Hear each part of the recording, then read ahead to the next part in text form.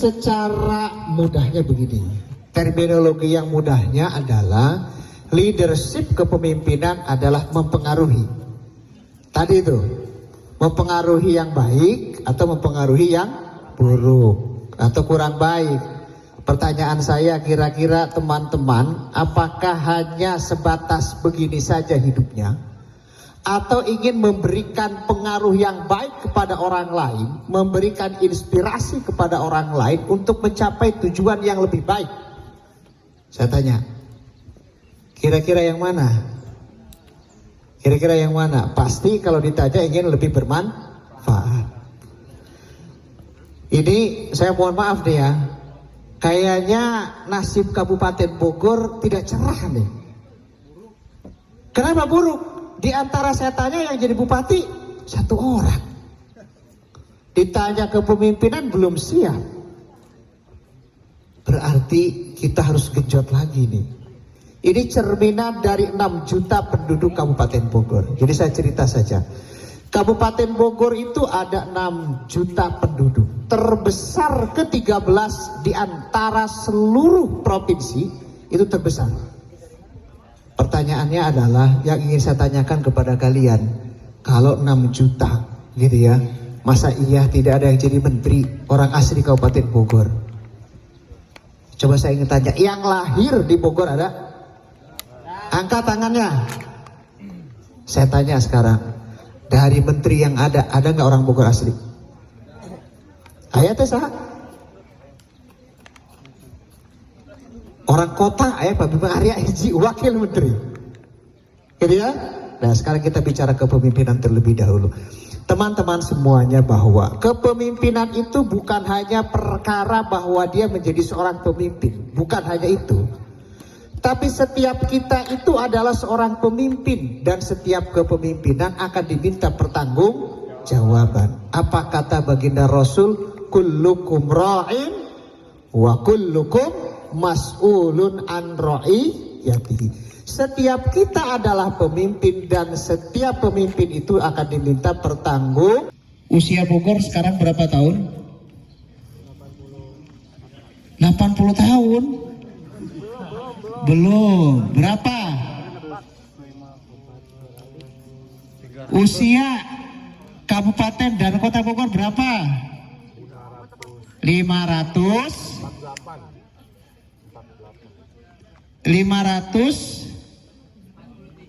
Ayo berapa?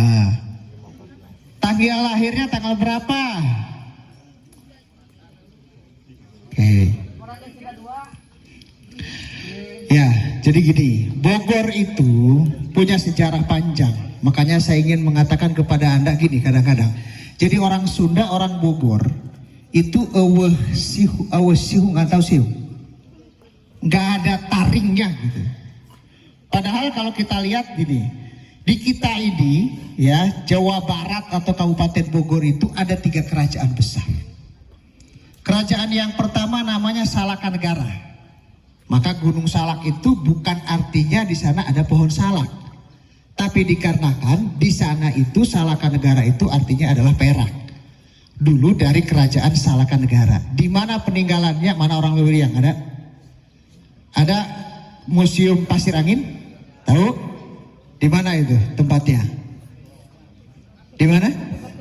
Dekat jembatan. Itu salah satu peninggalannya. Yang kedua adalah Kerajaan Tarumanegara. Ada orang Cibung Bulang, Desa Ciaruten, ada peninggalannya? Ada ya? Peninggalan Kerajaan Tarumanegara. Yang ketiga adalah Kerajaan Pakuan Pajajaran. Maka lahir Bogor itu adalah tanggal 3 Juli 1482 tahun. Berarti sekarang berapa? 543 tahun. Kenapa? Saat itu yang disebut dengan Rama Prabu Siliwangi, beliau dikukuhkan menjadi Mahadiraja atau raja di rajanya di batu tulis.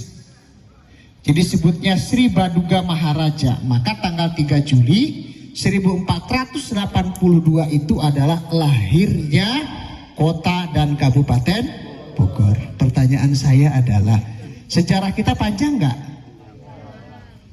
Kadang-kadang kita itu berpikir, oh itu di Magelang ada Candi Borobudur.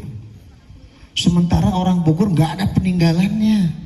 Kita nggak bangga dengan orang Bogor. Padahal orang Bogor itu adalah punya sejarah peradaban yang sangat tinggi, yang sangat panjang. Bahkan Anda kalau ditanya, sebetulnya saya ingin tanya kepada teman-teman, kira-kira gitu ya, kira-kira peradaban Islam itu gitu ya, di Tatar Sunda itu seperti apa?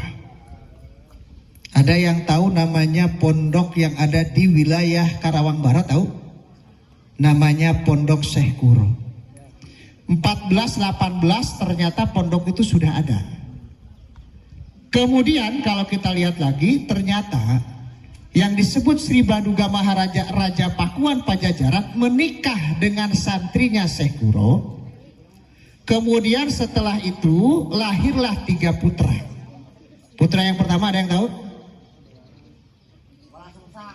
Raden Walang Sungsang. Yang kedua adalah Nyimas Rara Santang. Yang ketiga adalah Raden Kian Santang. Ternyata pernikahannya adalah dengan cara Islam. Dan ingat, dari pernikahan Nyimas Rara Santang dengan salah satu sultan di Mesir, lahirlah yang disebut dengan Syekh Syarif Hidayatullah. Jadi sebetulnya secara penyebaran Islam pun di Tatar Sunda, di Tatar Bogor, Jawa Barat ini penuh dengan sejarah. Makanya kalau orang Cirebon ke orang Sunda, ke orang Bogor, kolot. Orang Cirebon ke orang Bogor, kolot. Yang ingin saya tanyakan adalah, kalaulah yang disebut tadi orang-orang Bogor dengan keturunan yang sangat luar biasa, masa saya tanya Anda nggak mau jadi bupati Bogor? Anda nggak mau membangun Bogor? Anda nggak mau membangun desanya? Saya tanya, mau nggak? Mau nggak? Kalaulah tadi dikatakan kita itu, bahasa keturunan leluhur kita itu punya sejarah peradaban yang sangat panjang. Coba kita lihat tadi Bogor masa lalu, Bogor masa kini. Bogor itu ada 2.662 km persegi, ada 40 kecamatan. Cariu, Tanjung Sari, Sukamakmur, kemudian Jonggol, Cilengsi, Kelapa Nunggal. Ini di timur dulu ya, di timur dulu 40 kecamatan nih. Kelapa Nunggal, Gunung Putri, kemudian Citerep ke Cibinong, Bojonggede langsung ke sini. Ke wilayah mana? Bukan Dramaga, geser dulu ke sini nih. Ke Parung, Ciseeng. Dari Ciseeng terus ke Rumpin ke Tenjo, Parung Panjang, Jasinga ke Cigudeg langsung ke Sukajaya, masuk ke Nanggung masuk ke Lewi Sadeng ke Lewiliang masuk ke mana? Cibung Bulang, Pamijahan masuk ke Tenjolaya masuk Dramaga masuk ke kawasan Ciomas, Taman Sari ke Ciawi, Cijeruk, Caringin, Cigombong, Megamendung, Cisarua. Ada yang tahu kecamatan Megamendung ada? 40 kecamatan, 416 desa, 19 kelurahan, 18.250 RT dan RW. Penduduk kita terbesar. Coba kita lihat masalahnya. Ini orang Bogor dapil 4 semua ya. Coba kita lihat, saya ingin tanya kepada kalian, Mas, potensi Kabupaten Bogor itu begitu luas, begitu besar. Makanya orang yang datang ke Kabupaten Bogor setiap tahunnya itu ada 15.800.000 orang, itu ke tempat pariwisatanya. Berarti lebih gede orang yang datang, lebih besar orang datang dibandingkan orang yang ada di menetap di Kabupaten Bogor. Karena apa? Datang ke Cisarua, datang Megamendung, datang ke Babakan Madang, datang ke Pamijahan, dan tempat wisata yang lain. Coba lihat, di Kabupaten Bogor mana yang tidak ada? Tempat pariwisatanya bagus, tempat destinasi wisata bagus, golf bertaraf internasional, ada 12 lapangan golf bertaraf internasional. Bahkan sebetulnya curug pun di Bogor paling banyak di Curug, gunungnya pun indah-indah. Bahkan sebetulnya emas terbaik ada di wilayah mana? Di Pongkor. Emas terbaik ada di mana? Ada di Cigudeg. Batu terbaik ada di mana? Andesit terbaik ada di wilayah Rumpin, ada di wilayah Cigudeg. Kalau kita lihat potensi Bogor begitu luar biasa. Tapi faktanya orang Bogor Barat nih, khususnya orang yang tinggal Leuwi Sadeng ke sana, itu mobilnya itu kalau dihitung nih nongkrong di Leuwi Sadeng. Kalau 10 mobil itu ternyata 10 mobil itu ada angkotnya 3, mobil dugulnya 2, carry-nya 1, Avanza 1, Innova belum ada, truknya 1. Coba kita nongkrongnya di wilayah naon ngaranna Puncak ke atas, Cisarua ya, di Gadog itu dari 10 kendaraan ternyata ya mobil Avanzanya 2, Innovanya 3, angkotnya 1, Pajero kelas mobil premiumnya sudah beda. Di sana orang destinasi, sementara orang Bogor Barat itu hanya lintasan. Pertanyaan saya adalah, gitu ya, berarti kalau hanya lintasan Bogor bukan tujuan orang ke sana. Karena apa? Tidak ada perekonomian yang memang akan menunjang di sana. Sepakat nggak? Benar nggak itu hitungan saya? Kalau kita ingin membangun Bogor Barat, berarti kita harus membangun. Coba ide gagasan yang hebat, misalnya gini. Siapa tadi? Hah?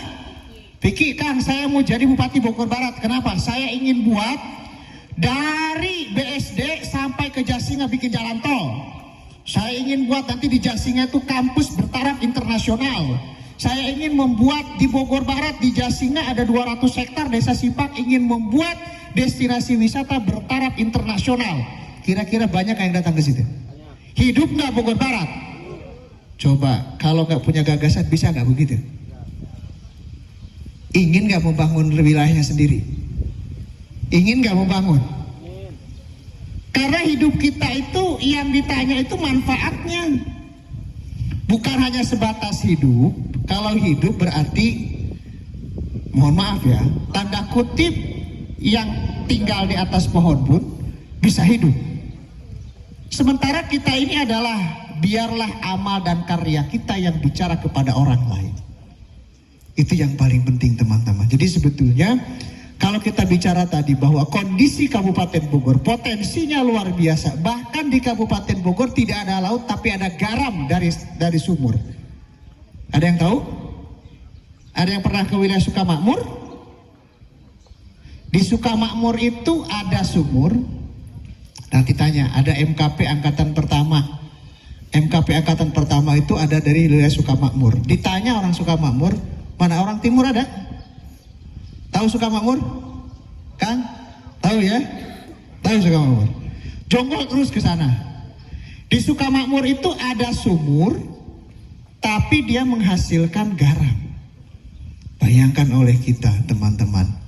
Makanya kalau ke Mekah itu ditanya, dari mana kamu? Pakai bahasa Arab. Min aina ji'ta? Ji'tu min Bogor. Jabal Akhdar. Jabal Akhdar. Apa Jabal Akhdar? Puncak. Tapi puncaknya jelek. Apa yang jelek? Kawin kontrak. Ini PR nih, PR. Makanya coba kalau kita bicara kaitan dengan tadi potensi. Nah sekarang kita lihat permasalahan di Kabupaten Bogor. Hari ini Kabupaten Bogor ternyata pengidap AIDS tertinggi se-Jawa Barat. Dari 27 kabupaten kota. Hari ini Kabupaten Bogor peringkat pertama pengguna narkoba se-Jawa Barat. Judulnya pun ternyata tinggi. Di sini ada yang main judul? Ada judul ada? Nggak ada. Tobat ya? Jangan. Jangan.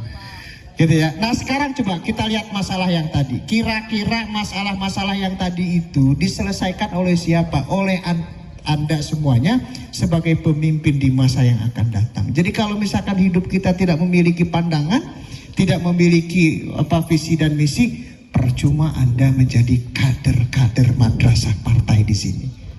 Maka harus berani ketika ditanya, saya ingin membangun desa saya.